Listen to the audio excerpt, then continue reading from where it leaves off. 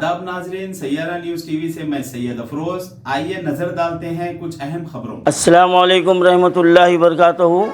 मोअज़्ज़िज़ नाज़रीन किराम, आज बशीर बाग में मुस्लिम माइनॉरिटी ऑर्गेनाइजेशन की जानिब से एक प्रेस मीट मुकर्रर की गई, जिसका अहम मकसद ये है कि मौजूदा कांग्रेस सरकार ने इलेक्शन से क़ब्ल माइनॉरिटी मैनिफेस्टो में कुछ वादे किए थे मुसलमानों से, जिसमें सर फ़हरिस्त ये वादा था कि वो वक्फ बोर्ड को जुडिशनल पावर दिया जाएगा और जितनी अराज़ी साबिक़ा हुकूमतों की जानिब से वक्फ बोर्ड को लूटी गई है उसको वापस दिलाया जाएगा। और भी कई मुसलमानों से वादे किए गए, लेकिन अब क़रीब 4-5 महीने का अरसा हो चुका है, अभी तक कांग्रेस की जानिब से मुसलमानों से किए गए किसी वादे के ऊपर कोई अमल नहीं हुआ है। और आज का ये इजलास इसी बात का मुतालबा करता है कि कहीं ऐसा ना हो कि साबिक़ा में जो मुसलमानों के साथ धोखा किया गया है और बहलाया गया है, चॉकलेट पॉलिसी जो है ना इख्तियार की गई है, अगर मौजूदा सरकार भी अगर यही रवैया इख्तियार करेगी तो फिर इनको नोश्ते दीवार पढ़ लेना चाहिए। और कांग्रेस को ये नहीं भूलना चाहिए कि आज तुम्हारे हाथ में जो अन्नान इक़्तिदार है, ये मुसलमानों की मरहून मिन्नत है। और इस आम इंतखाबात में भी मुसलमानों ने कांग्रेस के हक़ में अपना वोट का इस्तेमाल किया है और इंशाअल्लाह ताला हम उम्मीद रखते हैं कि मरकज़ में भी कांग्रेस सरकार बरसर इक़्तिदार आएगी। लेकिन बरसर इक़्तिदार आने के बाद कांग्रेस को अपने साबिक़ा रवैये में तब्दीली लाने की सख्त ज़रूरत है। और इस वक्त हमारे शहर में क़ब्रिस्तानों का जो मामला है वो किसी से ढका छुपा नहीं है, और जो औक़ाफ़ी क़ब्रिस्तानों में जो मुतवल्लियान मुसल्लत हो चुके हैं वो अपने आप को वो क़ब्रिस्तानों के मालिकान कहते हैं, लेकिन दर हकीकत वो सिर्फ़ निगरान कार है।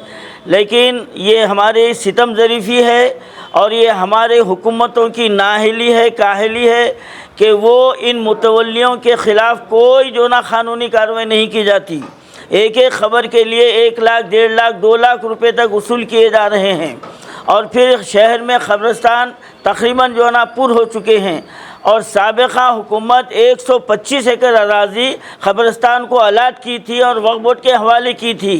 अब मैं मौजूदा चेयरमैन साहब से मुतालबा कर रहा हूँ कि वो 125 एकड़ अराज़ी कहाँ पर है, और उस अराज़ी के इस्तेमाल के लिए शहर के जो ज़िम्मेदारान हैं और जो सोशल वर्कर्स हैं और जो ख़दीम ऑर्गेनाइजेशन हैं, उनके ज़िम्मेदारों को लेकर एक कमेटी तश्कील देना चाहिए ताकि वो क़ब्रिस्तानों की निगरानी करे। अगर ये डायरेक्ट वक्फ बोर्ड के अंडर होगा या किसी को वहाँ पर ज़िम्मेदार बनाया जाएगा तो फिर वही लूट व खसोट का मामला सामने आ सकता है। तो ये बात ज़हन नशीन रखनी चाहिए। और जो मौजूदा वक्फ बोर्ड की जो खुली अराज़ी है, साबिक़ा हुकूमत भी वादा की थी और हमारे कांग्रेस सरकार ने भी वादा किया था कि बेघर मुसलमानों को वो घर अलाट करेगी। ये ज़माने से मुस्लिम माइनॉरिटी ऑर्गेनाइजेशन का ये मुतालबा रहा है, और आज अब हम यहाँ से सख्ती इस्तेमाल करना शुरू कर देंगे, क्योंकि ज़ाहिर बात है कि भाई आपको बहुत सारा वक्त दिया गया है। अब 2 इलेक्शन हो चुके हैं, अब कांग्रेस का अमली मैदान में उतरने का वक्त आ गया है। अब हम यहाँ से खामोश नहीं बैठेंगे। पहली फुर्सत में जितनी अराज़ी बची हुई है उसको फौरी बेघर मुसलमानों को अलाट किया जाए ताकि उनको सर छुपाने का मौका मिले। आज की मीटिंग का यही जो ना मेन मुतालबा है।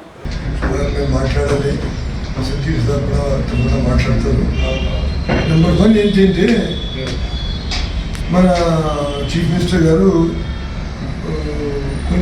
కొన్ని మంచి వాగ్దానాలు చేశారు, కొన్ని వాగ్దానాలను అమలు చేశారు, మిగిలిన వాగ్దానాల గురించి కూడా నేను అమలు చేస్తామని చెప్తున్నారు.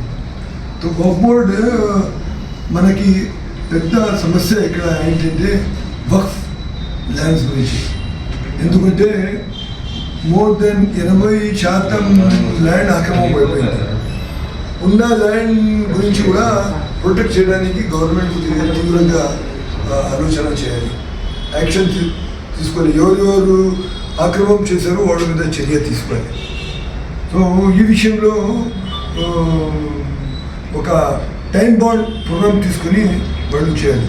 ఇప్పుడు వక్ఫ్ బోర్డు ఉందండి, పెద్ద బిల్డింగ్ ఉంది, పక్కనే ఒక పెద్ద బిల్డింగ్ వైఎస్ఆర్ కాంగ్రెస్ అప్పుడు ఆ సమయంలో కోట్లాది రూపాయలు ఖర్చు చేసి వట్టిగా అట్లనే లూలా వాళ్ళు మేము మంత్లీ ఎన్నో లక్షలు కిరాయా ఇస్తామని చెప్తే కూడా ఇవ్వలేదు. ఓన్లీ అక్కడ పోయి చూస్తే మీకు తెలుస్తుంది డీకేయింగ్ స్టేజ్లో ఉంది. ఎందుకంటే మొత్తం దోమలు ఇంకా వాటర్ ఒక హైట్ వరకు తీసేయడానికి ఏం వీలేదు, ఏం అప్పుడు ఏం చేస్తుంది మనకి అర్థం రావడం లేదు. ఇప్పుడు one of the important issues ఏంటంటే మన దగ్గర బొందలగడ్డ లేదు, గ్రేవ్యార్డ్. ఇప్పుడు మీరు పోయి అక్కడ అంబర్పేటలో చూడండి, ఒక గ్రేవ్యార్డ్లో మూడు బాడీస్ అండి. ఎప్పుడైనా మీరు విన్నారా? 1 బాడీ ఫర్ 1 పర్సన్. కానీ సెకండ్ థర్డ్ కూడా నేను చూపిస్తాను. జాగా లేదు, ఎక్కడ తీసుకొని పోవాలి. మొత్తం అంబర్పేట్ బస్తీలో అక్కడ ఎమ్మెల్యే కూడా వాగ్దానం చేశారు, ఎన్నో పర్సెంట్ వాగ్దానం చేస్తున్నారు. మేము జాగా కూడా చూపించడం జరిగింది. ఇది ఈ జాగా ఉంది, ఈ జాగా మీరు వక్ఫ్కి మీరు అలాట్ చేస్తే ఇప్పుడు అంబర్పేట్లో ఒక చుట్టుపక్కల ఉన్న వాళ్ళకి అది సరిపోతుంది. వక్ఫ్ బోర్డ్కి చూస్తే దగ్గర 75 years నుంచి అసలు చూస్తే అధికారమే ఇవ్వలేదు, జ్యుడిషియల్ పవర్. ఇప్పుడు ఎండోమెంట్ ఉంది, ఎండోమెంట్ జ్యుడిషియల్ పవర్. ఎండోమెంట్ వక్ఫ్ బోర్డ్ దగ్గర అట్లనే ఉన్నాయి. భగవంతుడి పేరు మీద కూడా అక్కడ కూడా భూములు ఉంటాయి. ఇది కూడా ఈ భూమి కూడా భగవంతుడి పేరు మీద పెట్టేసి వెళ్ళిపోయారు, ఇచ్చేసారు. అయితే ఇప్పుడు ఏముందంటే జ్యుడిషియల్ పవర్ లేకుంటే దగ్గర 80% 77,000 acres ఆఫ్ ల్యాండ్ ఉంది నోటిఫైడ్. దాని మీద 80% ల్యాండ్ ల్యాబ్ అయిపోయింది, కబ్జా అయిపోయింది. ఇప్పుడు ఏముందంటే పోయిన ప్రభుత్వంలో 2016లో ఒక ఆర్డర్ తీశారు. దాని మీద ప్రకారంగా అవైలబుల్ ప్రాపర్టీస్ మీద కబ్జా చేసుకున్నారు. వాళ్ళ గురించి ప్రతి నెల ఒక మీటింగ్ కావాలి, కలెక్టర్ గారు రావాలి, దాంట్లో ఆయన చైర్మన్ ఉండాలి, దానికి పోలీస్ కమిషనర్ రావాలి, దానికి చీఫ్ ల్యాండ్ రెవెన్యూ కమిషనర్ రావాలి, దాంట్లో ఎంఆర్ఓ రావాలి, దాంట్లో పోలీస్ ఆఫీసర్స్ రావాలి, ఇంకా సోషల్ ఆర్గనైజేషన్స్ వాళ్ళు రావాలి. వాళ్ళందరూ కలిసి ఎక్కడెక్కడ ఆక్రమణ అయింది, కబ్జా అయింది, వాళ్ళకి తీయనికి మీటింగ్ చేయాలి, అది వాళ్ళని తీసేయాలి. డాక్యుమెంట్ కూడా రేపు చేస్తున్నారంటే ఆ డాక్యుమెంట్ని కూడా క్యాన్సిలేషన్ చేసి. అయితే పోయిన ప్రభుత్వంలో అది ఆర్డినెన్స్ వచ్చింది, ఆర్డర్ వచ్చింది, అది ఏం దాని మీద అమలు కాదు. మళ్ళీ దాని తర్వాత ముఖ్యమంత్రి గారు ముఖ్యమంత్రి గారు కేసీఆర్ గారు ఒక సిబిసిఐడిది ఎంక్వైరీ పెట్టారు. ఈ 77,000 acres ఆఫ్ ల్యాండ్ నోటిఫైడ్ అది వక్ఫ్ది ఉంది కదా, దాని మీద అవైలబుల్ కబ్జా చేసుకున్నారు. సిఐడి వాళ్ళు తిరిగి అంత రిపోర్ట్ తయారు చేసి గవర్నమెంట్కి ఇవ్వాలి. అసెంబ్లీలో ఇదంతా చర్చ జరిగింది. చీఫ్ మినిస్టర్ గారు చెప్పారు, ఎంత తొందరగా అయితే ఆ రిపోర్ట్ మీద మేము అమలు చేస్తాము, అవైలబుల్ కబ్జా చేస్తాను. ఇప్పటికే చాలా దగ్గర 1 year అయిపోయింది, దాని మీద అమలు కాలేదు, ఏం కాలేదు సార్. దీంతో ముందు కూడా నేను చెప్పాను కదా, 2016లో కూడా ఒక ఆర్డర్ వచ్చింది, దానికి జియో వచ్చింది, దాని మీద కూడా అమలు కాలేదు. దీనికి ముందు కూడా పాత కాంగ్రెస్ ప్రభుత్వంలో ఎస్కే సిన్హా అని ఒక రిటైర్డ్ ఐఏఎస్ ఆఫీసర్ని కమిటీ చేసి ఆయన కూడా పెట్టారు. అవైలబుల్ కబ్జా చేశారు ఈ ల్యాండ్ మీద వక్ఫ్ని, దాన్ని కూడా రిపోర్ట్ ఇవ్వండి అంటే ఇప్పటికీ ఆ రిపోర్ట్ ఓపెన్ కాలేదు, దానికి ఏం చేయలేదు ప్రభుత్వం. అయితే ఇప్పుడు ఏముందంటే మిగిలిన భూమి 20% मिली हुई।